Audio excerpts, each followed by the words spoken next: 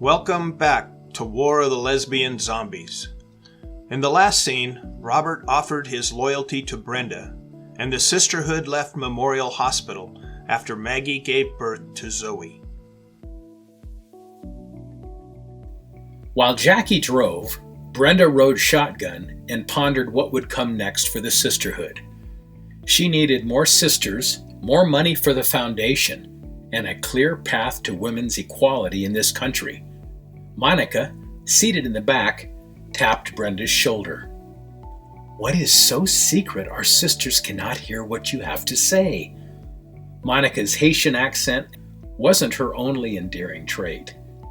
She gave the saying, "Black is beautiful," a lofty new high bar. Brenda got down to business. "I want to throw another Black Friday party, but I know the girls aren't going to like it. A bunch of drunk, smelly men? What is to like? They've got money and connections, and we need to broaden our scope.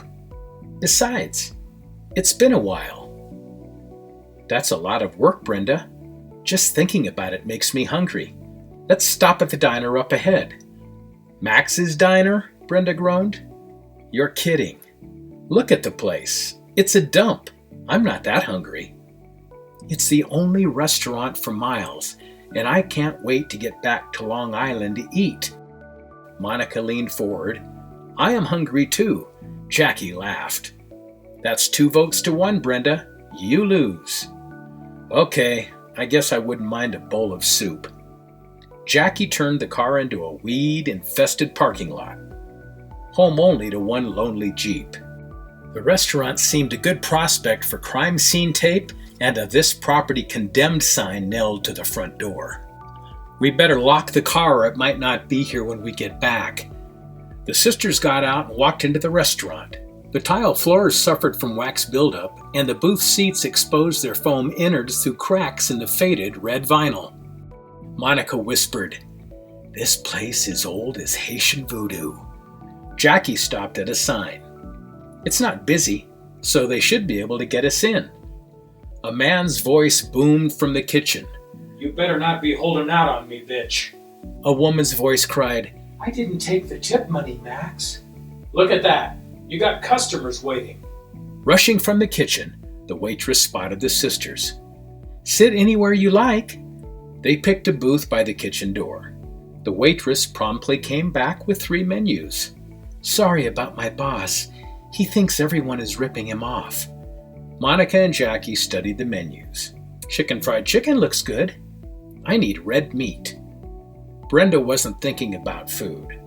She was inspecting the waitress, who now delivered 3 glasses of water. 5 foot 4 inches tall, a bit dumpy, and no wedding ring. I just love her light brown hair and those tired eyes that have the look of pure innocence. "What can I get you, ladies?" The name tag pinned to the slope on her left breast read Lily. She had her pad and pen ready. "Pan-fried trout is our specialty. Max is making some right now." Brenda read Lily's mind. "Please hurry. Max is in a bad mood.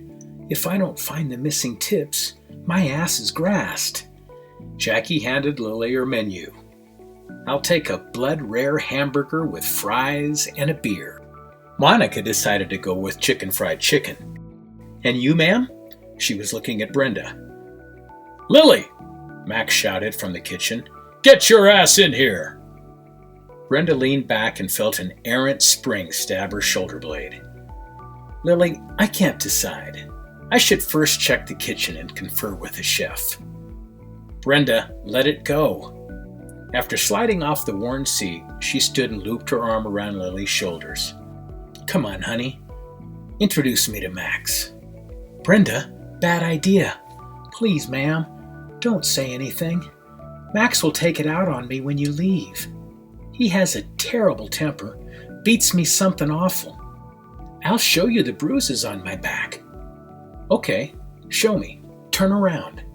"Not here. Max will see." "Okay then. Where's the restroom?" "Around that way," she pointed. Making a left turn towards the restroom, Brenda glanced back to see her sisters glaring at her. We still want to eat, you know.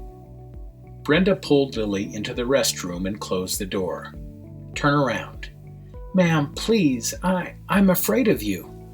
There's nothing to fear. Do what I say.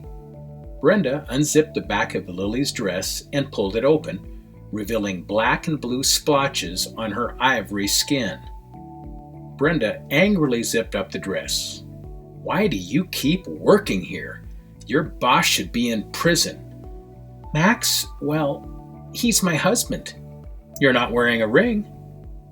It's not something I'm proud of. Ever think of getting away from him?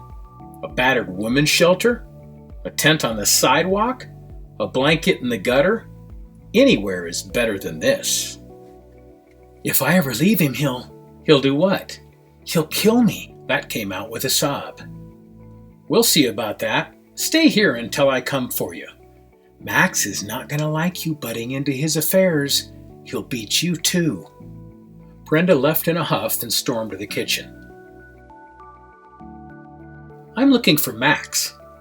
A 6-foot-plus bruiser stepped up, king-size belly, buzz-cut hair under his hat, and scraggle on his chin.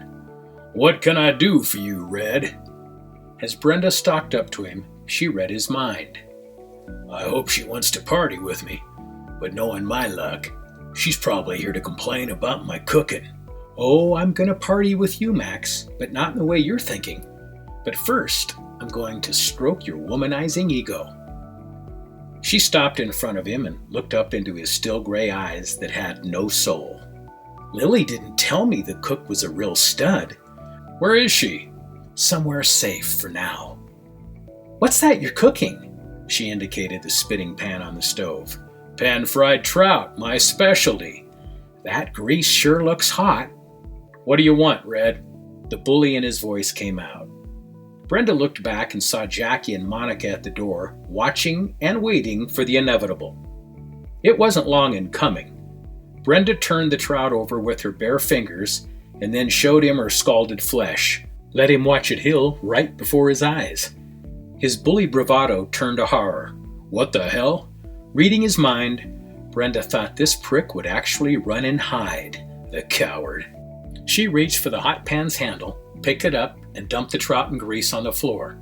As Max turned to flee, he tripped over the trout and fell face down in the hot grease.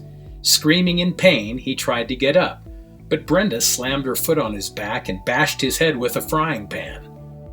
Are you ever going to beat Lily again? No, I swear! Stand up, you pig. Struggling to his feet, he slipped on the grease and fell again.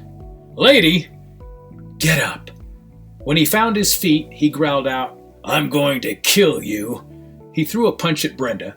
She ducked his fist and caught him with the frying pan right to his jaw. This time, he hit the floor out cold. Lily appeared between Jackie and Monica, the expression on her face one of abject terror to see Brenda had cold-cocked her husband. Don't look, honey. Your boss just got the shit kicked out of him. He's my husband. I would not be bragging about that. I know what you mean. You don't need him no matter how much you think you do. You're welcome to come with us. Where? Join our sisterhood and live in paradise. No more living in fear of a man hurting you, bullying you, or making you feel small. Your choice is this. Go with us, and your life will change in ways you can't imagine, or stay with him and maybe get murdered one of these days. What will it be? Lily stood straight, shoulders back, chin up. I'll need a couple days to get everything in order. Don't let him talk you into staying. I won't. Brenda hugged Lily, gave her an LZ Foundation card with the address of the ranch and her phone number. We'll see you then, in 2 days. Alrighty then. Brenda beans the abuser, but will Lily escape the cycle of abuse or stay with Max and end up dead? When it comes to lesbian zombies, my money is not on Max.